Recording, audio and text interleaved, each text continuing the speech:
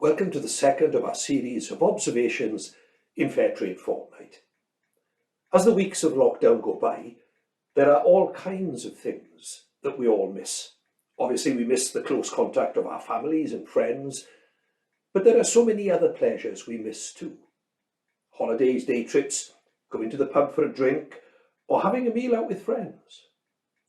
One of the things many of us miss is shopping for new clothes. Although we know that we probably have more than enough, still we enjoy a bit of retail therapy. When we feel a bit bored or fed up, browsing around the shops and coming home with a nice new t-shirt or dress or trousers helps us feel a bit better. The clothing trade has a long history for British people.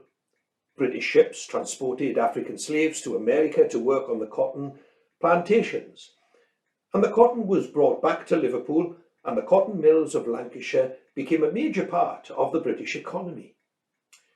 In the 20th century, immigrants from Asia came to supplement the workforce here in this country. There was some racial unrest as a result, and this became worse when massive unemployment came about by the closing of the mills, because they couldn't compete with the flood of cheap clothing that was coming in from the Far East. And why is this clothing from the Far East so cheap? Well, it's because many of the people there are so desperate that they work for low wages and in bad conditions just to feed their children. Most of us, when we pick up a bargain, know very little about where it comes from. Cotton begins as a small ball of fluff on a plant. It has to be picked and gathered into bales, and it then has to be spun to make yarn, and then woven to make cloth, and then cut and made into garments and the clothes that we wear. At every stage, there are dangers, and the drive for profit means that safety standards are very low. In the growing stage, cotton is very greedy for water. There was once a huge lake in Central Asia called the Aral Sea, and it was the fourth biggest lake in the world. And in the 1960s, the streams feeding it were diverted to provide irrigation for massive cotton growing. Today, the Aral Sea has virtually disappeared from the map. The fishermen who fished it have lost their livelihood, and it is reckoned to be one of the worst environmental disasters in history. But the cotton industry goes on using up vast quantities of water in a world getting more and more short of clean drinking water by the day. Unbelievably, it takes 2,700 litres of water to produce one cotton t-shirt, and that's not to mention the water and the power we use every time we wash it. The manufacturing process too is full of danger and human suffering.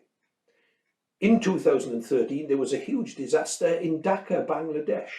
The Rana Plaza had been built on unsafe foundations with inferior building materials. It had 8 stories, of which the last 3 had been added illegally. The upper stories, originally meant for shops and offices, contained factories with heavy vibrating machinery.